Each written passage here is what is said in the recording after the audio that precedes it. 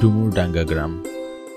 নিরিবিলি, শান্ত, স্নিগ্ধ, মনোরম পরিবেশে আবদ্ধ এই গ্রামটি। বর্তমানে এই গ্রামের অধিকাংশ মানুষই কৃষিকাজ করে তাদের জীবন চালাচ্ছে। খুব অল্প কিছু মানুষ আছে যারা অন্যান্য কাজে লিপ্ত। তাদের মধ্যে ধরা যায় কেউ কেউ জেলে, আবার কেউ কেউ মাঝি, আবার কেউ কেউ দর্জি। এছাড়াও বিভিন্ন পেশার মানুষই এই গ্রামে রয়েছে। কিন্তু এই গ্রামের জীবিকা নির্বাহের মূল উৎস হিসাবে কৃষিকাজকে ধরা হয় প্রধান হিসেবে। নারী পুরুষ নির্বিশেষে সকলে একসাথে মিলে এই কাজটি করে যাচ্ছেন। কিন্তু গ্রামের একটি সমস্যা, ফসল পারাপারের জন্য তেমন কোনো সুযোগ সুবিধা নেই। তাই সকলের ফসল পারাপার করা বেশ কষ্টসাধ্য হয়ে পড়েছে। ফসল পারাপারের জন্য এ গ্রামে একটি মাত্র বাঁশের তৈরি সাঁকো ছিল, কিন্তু সেটিও এখন ভেঙে পড়ে রয়েছে। এর জন্য কিছুদিন কৃষকরা ফসল পারাপার করতে পারে না। তার মধ্যে আবার বর্ষাকাল, প্রকৃতি কখন কোন রূপ দেখাবে তা বলা যায় না। যে কোনো মুহূর্তে ঝড় বৃষ্টি নামতে পারে। তখন নিচু জমির সব ফসলই পানিতে ভাসিয়ে যাবে। এ আতঙ্কে কৃষকরা তাদের দু চোখের পাতা এক করতে পারছে না। কিন্তু চুপচাপ বসে থাকা ছাড়া আর কোনো উপায়ও পাচ্ছে না তারা। তাই তারা সকলে একসাথে হয়ে এই সেতু নির্মাণের জন্য গ্রাম প্রধানের কাছে যায়।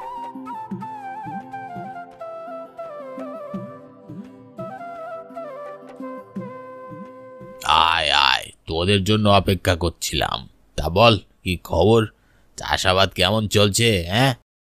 গ্রাম প্রধান মশাই, সবই তো আপনি জানেন। তা তো একটুখানি জানি বই। জমির ফসল কেটে কেউ আর ঘরে তুলতে পারছে না। আরেকদিকে বর্ষাকাল, কখন ঝড় বৃষ্টি শুরু হবে কেউ নির্দিষ্ট করে বলতে পারছে না। একবার বৃষ্টি হলে আমাদের নিচু জমির সব ফসল পানির নিচে ভেসে যাবে। সবই বুঝলাম। তাহলে তোরা এখন কি করবি বল?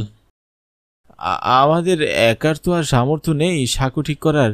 তাই আমরা সকল কৃষকরা তো বাড়িতেই বসে আছি। কি করব কিছুই বুঝে উঠতে পারছি না। তা তোরা এভাবে বসে থাকলে চাষাবাদও তো বন্ধ থাকছে। পরক্ষণে আমাদেরও তো অনাহারে প্রাণ যাবে। তাই তো আপনার কাছে আমরা একটি আবেদন নিয়ে এসেছি। আমার কাছে আবার তোদের কিসের আবেদন? গ্রামের মানুষের দিক বিবেচনা করে যদি আপনি আমাদের একটি সেতু তৈরি করে দিতেন, তাহলে আমাদের গ্রামের জন্য অনেক কল্যাণকর হতো। সেই সবই তো বুঝলাম। তার কাজ কর, আমার একার পক্ষে তো আর এতগুলো টাকা দেওয়া সম্ভব না। তোরা গ্রামের সবাই মিলে টাকা তুলে সেতুটা তাহলে নির্মাণ কর। দেখা যাক, তাহলে আগামীকাল থেকে কাজ শুরু করে দিচ্ছি। আর দেরি করে তো লাভ নেই। তাই বরং ভালো হবে। কতদিন আর চাষিরা বসে বসে দিন কাটাবে?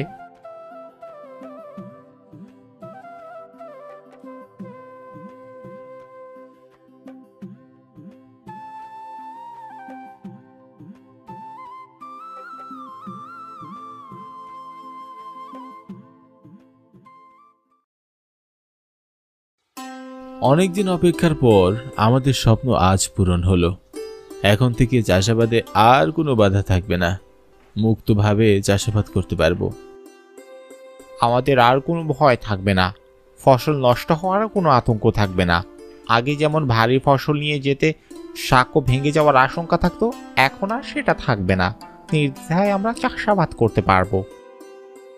হ্যাঁ, গ্রামের কৃষকদের মুখে হাসি ফুটেছে। এটাই তো বিরাট ব্যাপার।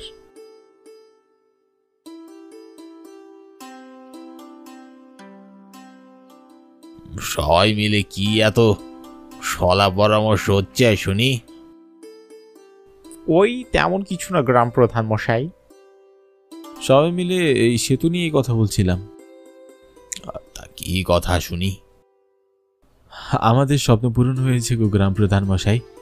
স্বপ্ন পূরণ, তার যে কি আনন্দ সেটা বলে বোঝাতে পারবো না। আগে এত হাসাহাসি করিস নে, পরে কেঁদেও কুল ভাবি না। তা কাটতে হবে কেন? গ্রামের মানুষের রক্তপানি করা পরিশ্রম দিয়ে, টাকা দিয়ে সেই সেতু তৈরি করা হয়েছে। কে কেড়ে নেবে এটা? আমি আমার নিজের টাকা দিয়ে এই সেতু নির্মাণ করেছি। কেউ আমাকে একটি টাকাও দেয়নি। আর তাই কেউ আমার অনুমতি ব্যতীত এই সেতু ব্যবহার করতে পারবে না। তা কিভাবে হয়? আমাদের খেটে খাওয়া মানুষেরা যে টাকা দিল, সেই টাকার কোনো মূল্য নেই? কোথায় লেখা আছে তোরা গ্রামের সবাই টাকা দিয়েছিস? এই সেতু আমার, শুধুই আমার। তবে তোরা এই সেতু ব্যবহার করতে পারবি, কিন্তু আমাকে সেতুর উপরে সব জমি লিখে দিতে হবে।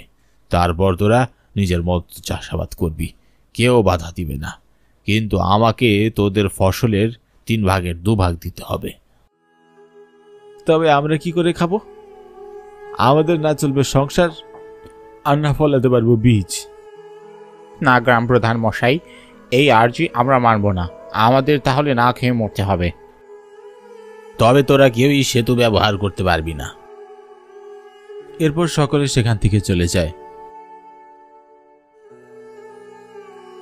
কৃষকেরা চিন্তায় পড়ে যায়, কিভাবে তাদের চাষাবাদ করবে, কেমন করে তাদের সন্তানদের মুখে খাবার জোটাবে। এরই মধ্যে আবার বর্ষাকাল, যে কোনো সময় বৃষ্টি শুরু হবে। বৃষ্টির পানিতে ফসল বীজে একাকার হয়ে যাবে। কৃষকদের এতদিনের পরিশ্রম সব বিফলে যাবে। তারা কি করবে কেউই কিছু বুঝে উঠতে পারছে না। সবার চোখে মুখে আতঙ্কের ছাপ স্পষ্ট। কিন্তু এই মুহূর্তে গ্রাম প্রধানের শর্ত মেনে নিলে তাদের না খেয়ে মরতে হবে।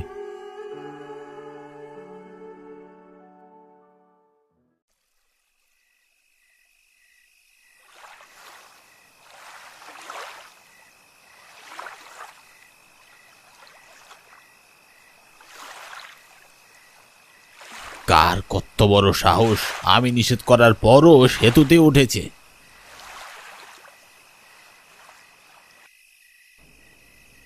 মেয়েটির নাম নূপুর।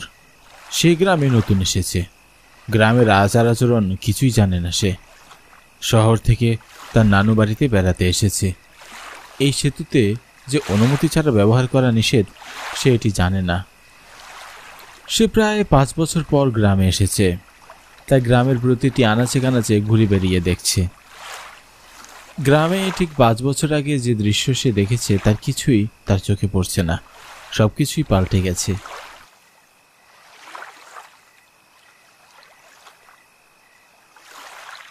কি গো মেয়ে, বর সন্ধ্যাবেলা তুমি এইখানে কি করছো?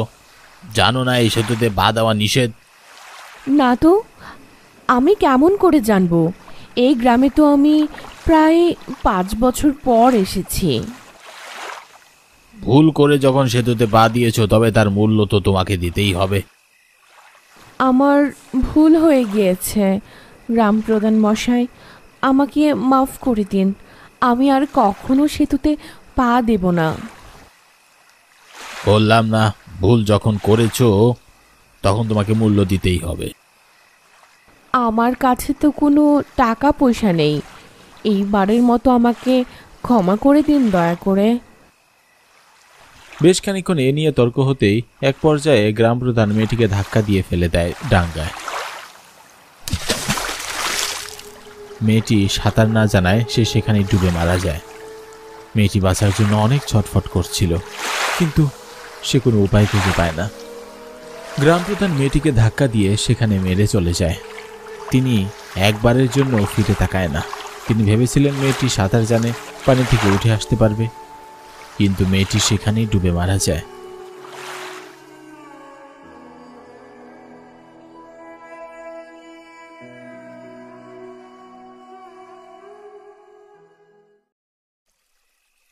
হঠাৎই গ্রাম প্রধান খবর পায় সেতুর ওপারে ধানের জমিতে আগুন লেগেছে। তিনি এই খবর পাওয়ার সাথে সাথে মুহূর্তেই আর দেরি না করে সেতুর দিকে রওনা দিলেন। কার এত বড় সাহস ধানের খেতে আগুন লাগায়? তার একদিন কি আমার একদিন।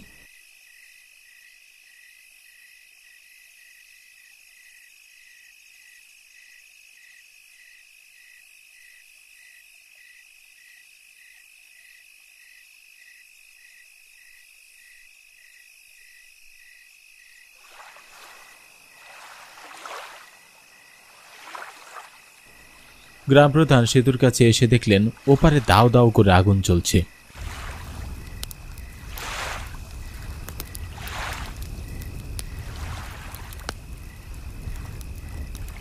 মুহূর্তেই পাল্টে গিয়েছে পরিবেশ। চারিদিক থেকে শিয়াল ডাকতে শুরু করেছে। দমকা হাওয়ায় শো শো শব্দে আশেপাশে সবকিছুই অস্পষ্ট শোনা যাচ্ছে। শুধু স্পষ্ট একটি মেয়ের কান্নার আর্তনাদ শোনা যাচ্ছে। মনে হচ্ছে কেউ তীব্র যন্ত্রণা নিয়ে কাঁদছে আর এগিয়ে আসছে। গ্রাম প্রধানের মনে ভয়ের আতঙ্ক ছড়িয়ে পড়েছে। তিনি যখনই ভয়ে পিছনে হাঁটতে লাগলেন, তখনই অলৌকিকভাবে সেতু ভেঙে তিনি নিচে পড়ে মারা যায়।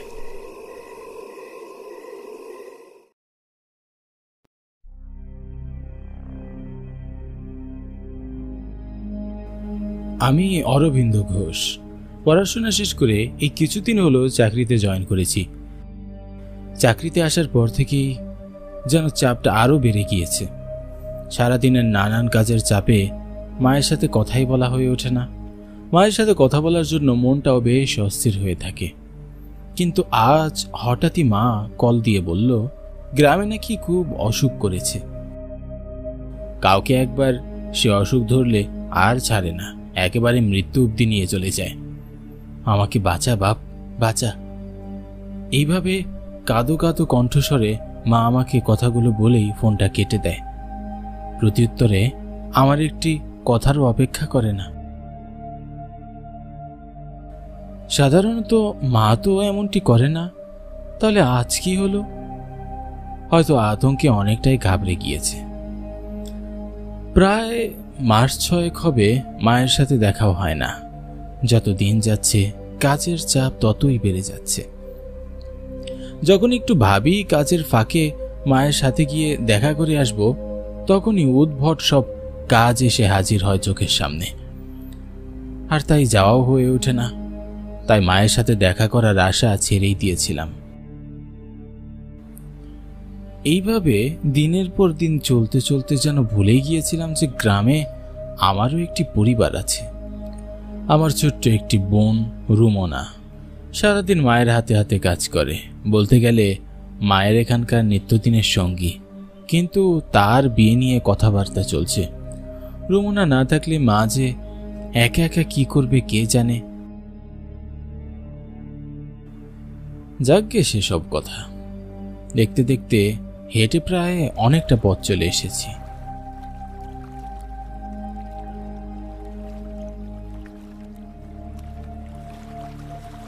দাদা যাবেন নাকি? যাওয়ার জন্যই তো বইসা আছি এত রাতে। না এমনি এমনি কি বইসা থাকি? না গো দাদা, তা বলিনি।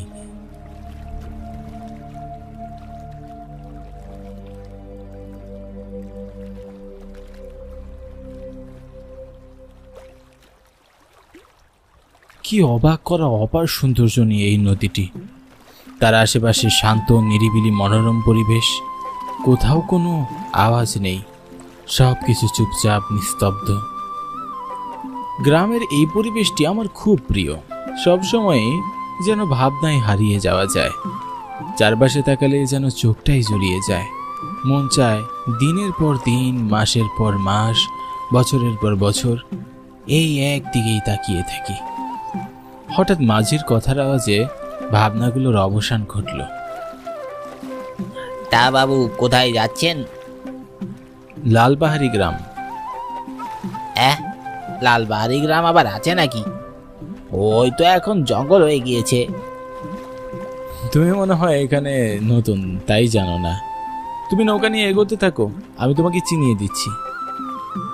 না গো, আমি তো চিনি লালবাহারি গ্রাম, তবে ওই গ্রামটি আর গ্রাম নেই গো, রাতারাতি জঙ্গল হয়ে গিয়েছে।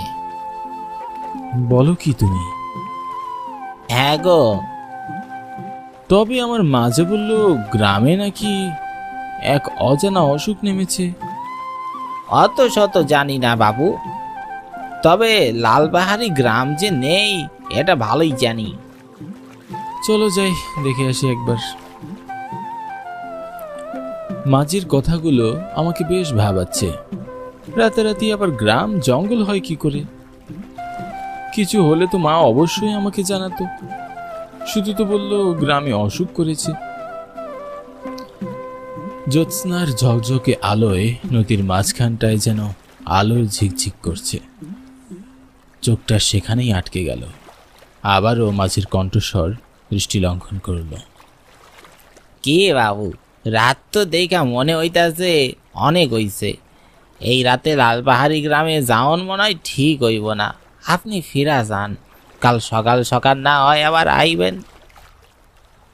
আরে ধুর বাবা, তুমি তো বেশি বেশি ভয় পাচ্ছ। ওই গ্রামে আমার মা থাকেন, আজ বিকেলেই কল করে বললেন একটিবার গ্রামে আসতে, তাই তো মায়ের কথা আর ফেলতে পারলাম না, চলেই আসলাম। মা, মা, আপনার মা এখনো ওখানে বেঁচে আছেন? ওখানে তো সকল মানুষ পুড়ে মারা গেছে। কি সব আবল তাবল কথা বলছো? আর একটিও বাড়তি কথা বলবে না, তাড়াতাড়ি নৌকা চালাও। মানুষে ভালো কথা কইবার নাই, যখন বিপদে পড়বা তখন আমার নাম ঠিকই স্মরণ করবা, এই বইলা দিলাম। মাঝির কথা শুনে খুব বিরক্ত লাগছে। কথাগুলোর জন্য একটিরও যুক্তি নেই, মন গড়া গল্প বলে যাচ্ছে। তাড়াতাড়ি বাড়িতে ফিরতে পারলেই বাঁচি, মায়ের কাছে গিয়ে না হয় সব কথা শুনবো।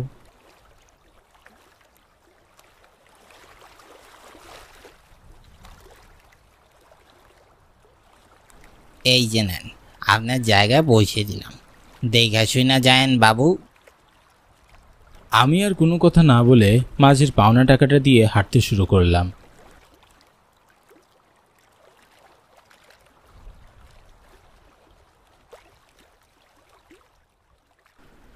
চারিদিক ঠিক আগের মতোই শুনশান স্তব্ধ। ঝিঝিপোক আর শিয়ালের ডাক ছাড়া আর কিছুই যেন শোনা যাচ্ছে না। শিয়ালের ডাক শুনে মনে হচ্ছে শিয়ালের উৎপাত যেন আরো বেড়েছে, কিন্তু যতই এগোচ্ছি মনে হচ্ছে ঝোপঝাড় আমাকে ঢেকে ফেলছে। অন্ধকারে চারিদিকে কি আছে বোঝাও মুশকিল। কিছুক্ষণ আগে অবধি জ্যোৎস্নার ঝকঝকে আলোয় চারপাশটা স্পষ্ট দেখা যাচ্ছিল, কিন্তু নৌকা থেকে নামতেই যেন নিছক কালো অন্ধকারে ছেয়ে গেল চারিপাশ। তবে আমার যতদূর মনে আছে 6 মাস আগে এমন ঝোপঝাড় ছিল না, ফাঁকা জরাজীর্ণ স্থান ছিল। হয়তো দিন যাচ্ছে তাই ঝোপঝাড় বাড়ছে, এই নিয়ে আর ভেবে লাভ নেই। মাঝির কথাটা যেন মাথায় গেঁথে গিয়েছে, তাই সবকিছু যেন রহস্য রহস্য লাগছে। আজব ব্যাপার তো, এতক্ষণ ধরে হাঁটছি তারপরেও এই ঝোপঝাড় থেকে যেন বেরিয়ে হতে পারছি না। তবে কি সত্যি মাঝির কথা সত্য? মাঝির কথাগুলো কিছুতেই মাথা থেকেই সরছে না, মনের ভেতরটা খচখচ করতে লাগলো। কিন্তু আগে কখনোই এমনটা হয়নি। হঠাৎই কারো উপস্থিতি টের পাচ্ছি, মনে হচ্ছে কেউ আমাকে অনুসরণ করে হাঁটছে। কিন্তু এত রাতে এখানে কারোরই তো থাকার কথা নয়। তবে কি? মনের সন্দেহ দূর করতে বারবার পিছন ফিরে তাকাচ্ছিলাম, কিন্তু অন্ধকারে কাউকে কোথাও দেখতে পেলাম না। মনের ভিতর অচেনা এক ভীতি কাজ করছে। কে কে কে কে পিছনে? আমি পিছনে ফিরে তাকাতেই দেখি একটি কালো ছায়া ঠাই হয়ে দাঁড়িয়ে আছে আমার সামনে। ছায়াটির দিকে তাকিয়ে যেন কথা বলার শক্তি আমি হারিয়ে ফেলেছি, হাত পা থরথর করে কাঁপছে। ঠিক তখনই চারপাশ থেকে কারো যেন কান্নার আওয়াজ ভেসে আসতে লাগলো। আমার মাথা যেন ক্রমশই ঘুরতে লাগলো, চোখ ঘোলাটে হয়ে আসতে লাগলো। বাবা অরবিন্দ, তুই ঠিক আছিস? হ্যাঁ মা, তুমি এইখানে? হ্যাঁ বাবা, আমি। তুমি এখানে কি করছো? আর এখানে এত জঙ্গল কেন বলো তোমা? কোনো বাড়িঘর নেই কেন? আমি সেই কখন থেকে হাঁটছি, তারপরে রাস্তা শেষই হচ্ছে না। এগুলো বলতেই মা কোথায় যেন উধাও হয়ে গেল। মা, কোথায় গেলে? ও মা! অনেক ডাকাডাকি করেও কোনো সারা শব্দ নেই মায়ের। চারিদিকে আরো শুনশান হয়ে গেল। বাতাসের স্রোত বাড়তে লাগলো, শো শো শব্দে বাতাস বইছে। কিছুক্ষণের মধ্যে আবারও সেই কান্নার আওয়াজ শুনতে পেলাম। কেউ যেন ফুপিয়ে ফুপিয়ে কাঁদছে, কিন্তু আশেপাশে কোনো মানুষেরই দেখা নেই।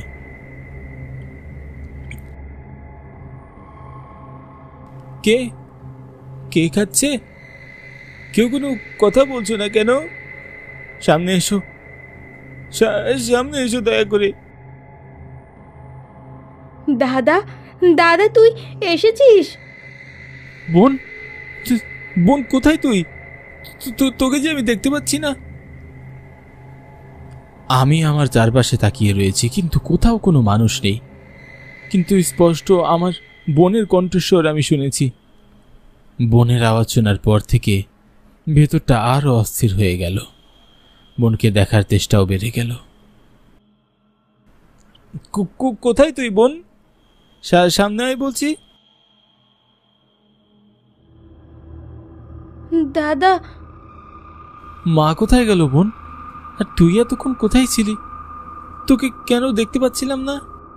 তুই যখন শহরে তোর কাজের চাপে আমাদের খোঁজ নিতে পারছিলিস না, সেই সময় একদিন গ্রাম প্রধান আর মোড়ল মিলে আমাদের সকলকে জ্যান্ত পুড়িয়ে দেয়। আমরা রাতে সবাই ঘুমাচ্ছিলাম, কেউ জানতাম না গ্রামের সকল মানুষ সেই রাতে পুড়ে ছারখার হয়ে যায়। তাদের এই গ্রামের সব সম্পত্তির লোভ যেন কুড়ে কুড়ে খাচ্ছিল, আর সব ঘুমন্ত মানুষের বাড়িতে আগুন লাগিয়ে দিয়ে পালিয়ে যায়। এরপর থেকে গ্রামটা আর গ্রাম থাকে না, জঙ্গলে পরিণত হয়, আর নাম হয় লাল পাহাড়ির জঙ্গল। দাদা, দাদা তুই এর ন্যায্য বিচার করিস দাদা, ন্যায্য বিচার করিস দাদা। বিদায় দাদা, বিদায়। বনে কথা বলেই উদাও হয়ে গেল। আমি হাজারবার ডাকার পরও কোনো সাড়া দেয় না। নিমেষেই অশান্ত পরিবেশ স্তব্ধ হয়ে যায়।